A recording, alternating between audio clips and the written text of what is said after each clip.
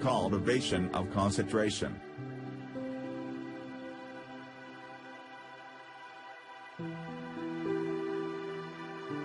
Concentration, or the bringing of the mind to our center and keeping it there, is vitally necessary to the accomplishment of any task. It is the father of thoroughness and the mother of excellence as a faculty. It is not an end in itself, but is in help to all faculties, all work. Not a purpose in itself, it is yet a power which serves all purposes. Like mechanics, it is a dynamic force in the machinery of the mind and the functions of life. The faculty is a common possession, though in its perfection it is rare. Justice, will, and reason are common possessions, though a perfectly poised will and a comprehensive reason are rare possessions. The mystery, which some modern mystical writers have thrown around, it is entirely superfluous. Every successful man, in whatever direction his success may lie, practices concentration, though he may know nothing about it as a subject of study. Every time one becomes absorbed in a book or task, or is wrapped in devotion or situation duty, concentration in a greater or lesser degree is brought into play. Many books purporting to give instructions on concentration make its practice an acquisition and end in itself. Then there is no sure nor swift way to its destruction. The fixing of the eye upon the tip of the nose upon a doorknob, a picture, a mystical symbol, or the portrait of a saint, or the centering of the mind upon the navel, the pineal gland, or some imaginary point in space. I have seen all these methods seriously advised, and works on the subject with the object of acquiring concentration is like trying to nourish the body by merely moving the jaws in the act of eating without taking food.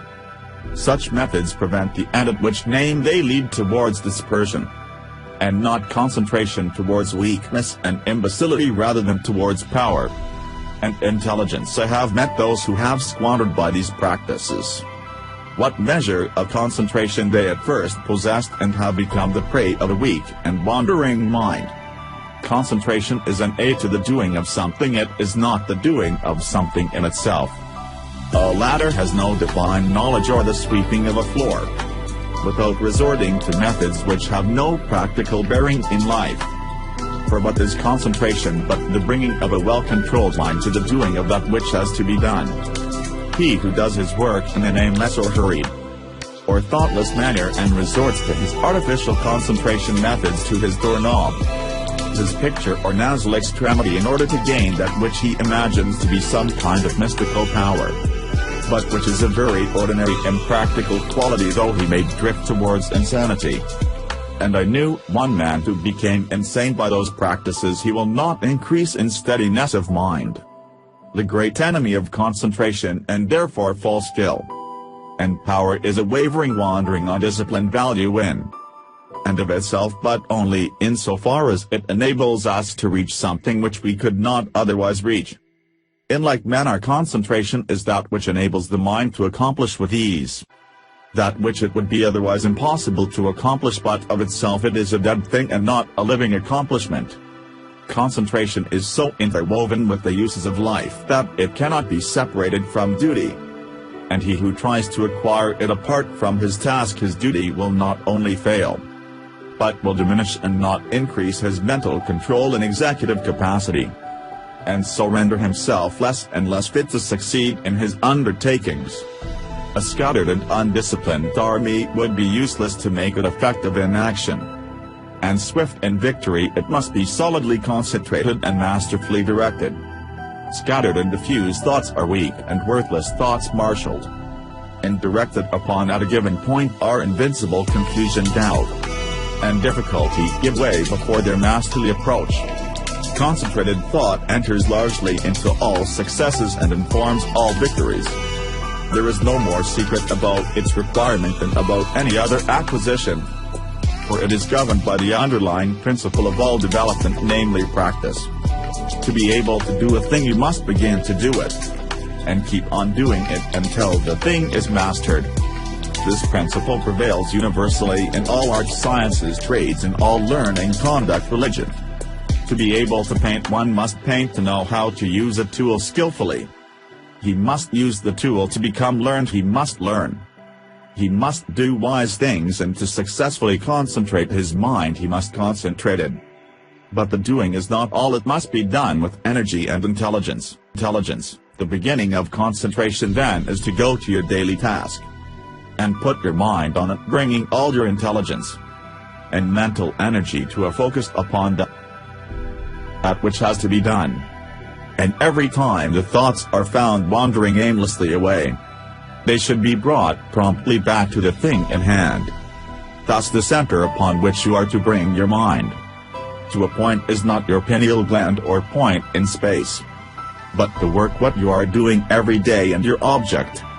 And thus concentrating is to be able to do your work with smooth repeatedly and consummate skill. For until you can thus do your work you have not gained any degree of control over the mind, you have not acquired the power of concentration. This powerful focusing of one's thought and energy and will upon the doing of things is difficult at first, as everything worth acquiring is difficult. But daily efforts strenuously made and patiently followed up will soon lead to such a measure of self-control as will enable one to bring a strong and penetrating mind to bear upon any work undertaken online, that will quickly comprehend all the details of the work and dispose of them with accuracy and dispatch.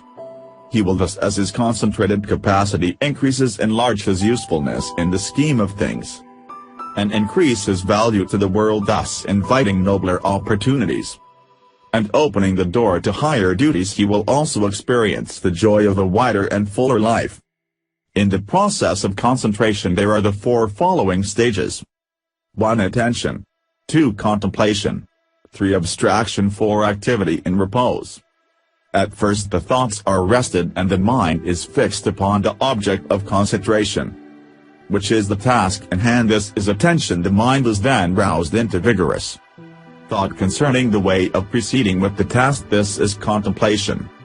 Protracted contemplation leads to a condition of mind in which the doors of the senses are all closed against the entrance of outside distractions, the thoughts being wrapped in and solely and intensely centered upon the work in hand. This is abstraction. The minds are centered in profound consultation reaches a state in which the maximum of work is accomplished with the minimum of friction. This is activity in repose. Attention is the first stage and also accessible work. Those who lack it fail. And everything such are the lazy, the thoughtless, the indifferent and incompetent. 1. Attention is followed by an awakening of the mind, just serious thought. Then the second stage is reached. To ensure success in all ordinary worldly undertakings it is not necessary to go beyond these two stages.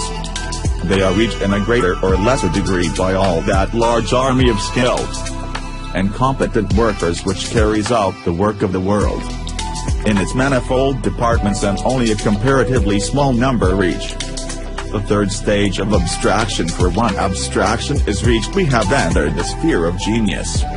In the first two stages the work in the minds are separate, and the work is done more or less laboriously and with a degree of friction, but in the third stage a marriage of the work with the mind takes place. There is a fusion or union and the two become one. Then there is the superior efficiency with less labor and friction. In the perfection of the first two stages the mind is objectively engaged and is easily drawn from its center by external sights and sounds.